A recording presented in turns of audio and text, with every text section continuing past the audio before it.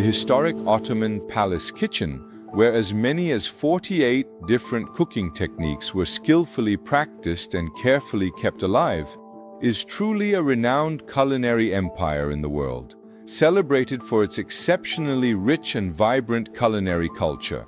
In the Ottoman palace kitchen, before tomatoes and tomato paste were introduced to our culinary culture, sours were used extensively.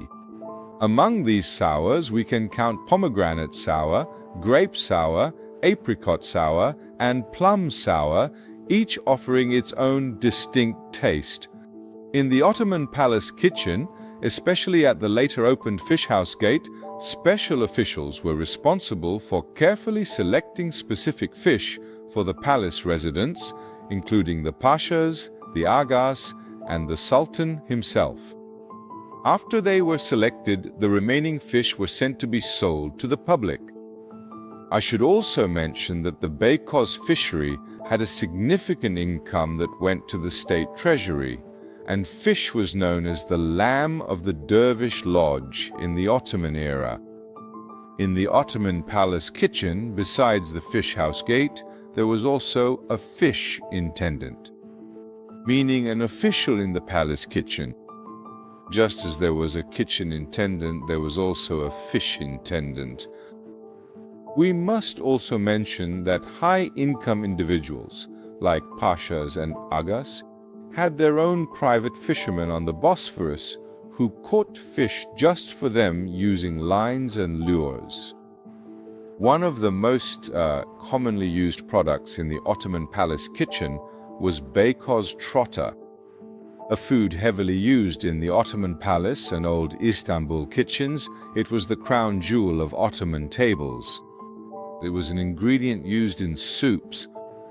If we discuss in detail the most important dishes notably served in the Ottoman palace kitchen and its layout, soup, also called shorba or sherba, was the crown jewel of the tables.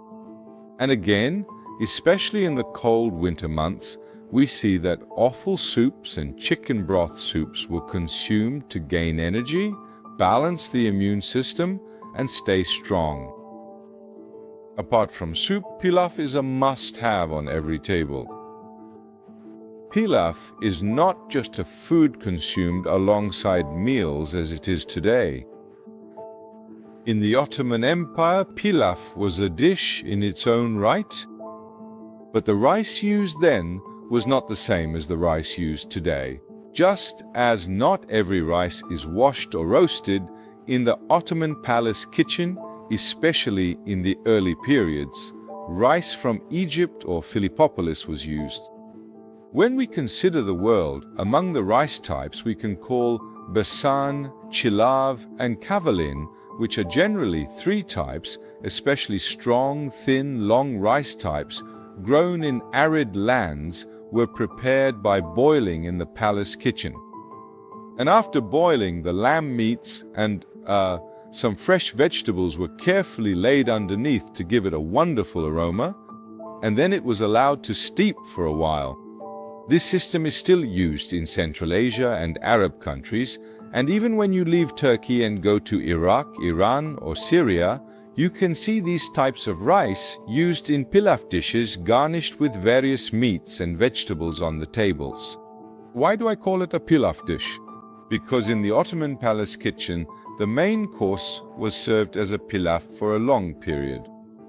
And it's quite common to see pilaf dishes generously topped with succulent shanks, tender chops, or a variety of poultry and red meats from small cattle, which are cooked either by boiling or as flavorful kebabs. Sherbet is another indispensable item on the tables. Then ayran, yogurt, and especially garlic yogurt, and dessert varieties. Among the dessert varieties you can see halva and its types in the early period, and later on baklava, shekerpare, and other types of sweets.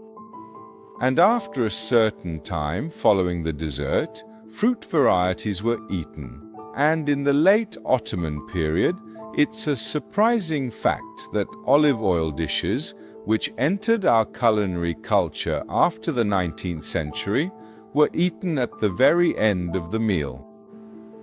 The administration and management of the Ottoman palace kitchen, with a guild mentality and its continuation as a school, also required separate specific rules for the employees as well. Similarly, the Janissary Corps, as its name implies, was both a hearth and a school. Besides training serious, reliable, strong and intelligent soldiers for the Ottomans, there was a rule that short, beardless and very tall people were not accepted. This rule was also applicable to the kitchen in the same way. Short, beardless and very tall people were not included in the kitchen staff either. The reason for this was the possibility that they might cause discord and mischief, or be foolish, meaning they might lack sufficient intelligence. Due to such possibilities, these types of individuals could not serve in either the Janissary Corps or the palace kitchen. Şekerpare, meaning today's gourmets.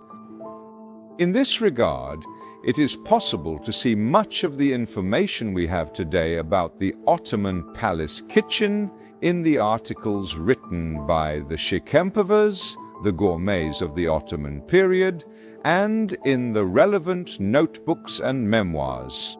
And since there are not many manuscripts from these periods, these memoirs and the articles written by the Şekerpares shed light on our culinary history today.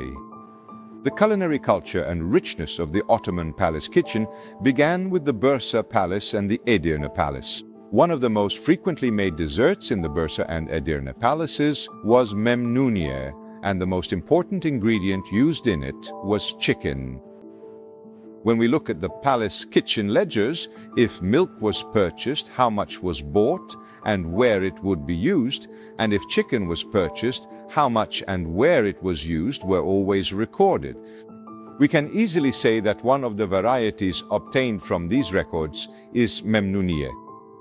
When we consider the food menus prepared for the Sultan, while these menus were being created by physicians, the balance of humors was seriously taken into account, sometimes even in dishes made based on the Sultan's special request.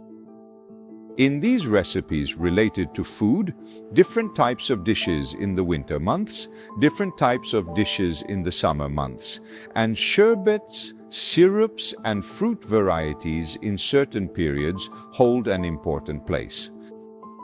If we need to illustrate this with an example, quince wine, actually this isn't a wine, it's a syrup. The word wine appears in many places. In cookbooks or, as we mentioned before, in Mevlana''s works, terms related to wine in Seljuk cuisine appear here as well. So it says quince wine, but it's actually quince syrup. I want to read this verbatim, just as it appears in the Kitabul Merkulat. The chapter on the preparation of quince syrup. Its benefit is that it can be consumed on both a full and empty stomach. It is cold and dry. Look, it established the balance of humors here.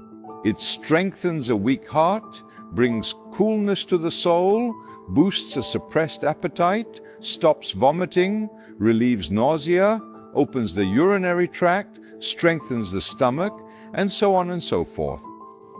So this is a type of food prescribed by a physician as medicine, considering both the balance of humors and the seasonal menus.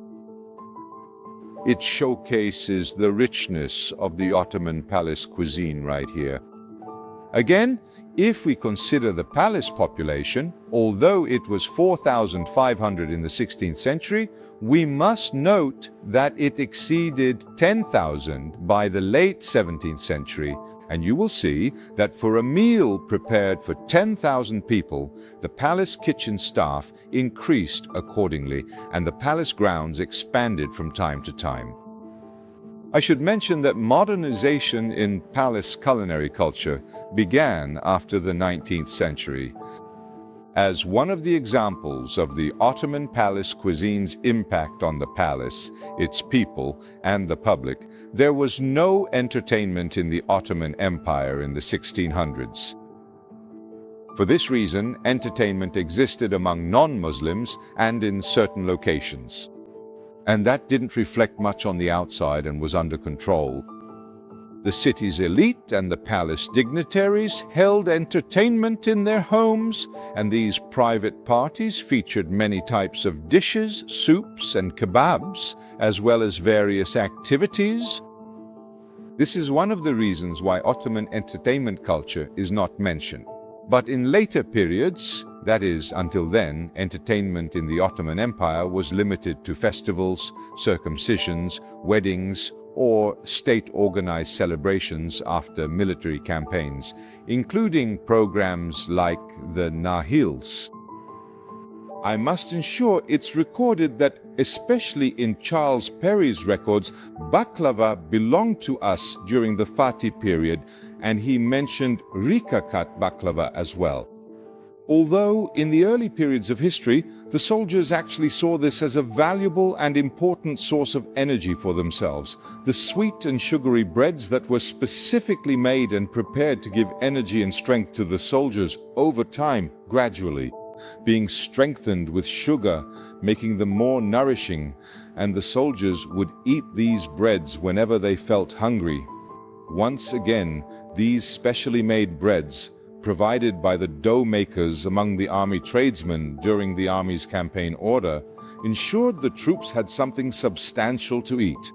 Being thinned even more using starch in later times, the layers being increased, finally being raised up to 40 layers, and this being called rikakat baklava due to the thinning of the leaves has also been proven in official records.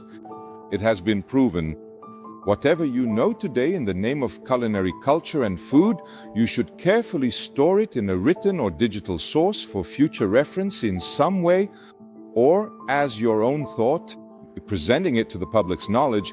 Please do not forget that our kitchen can be stronger and more powerful in the future, and even be a source for other kitchens, other geographies, and culinary cultures in other geographies.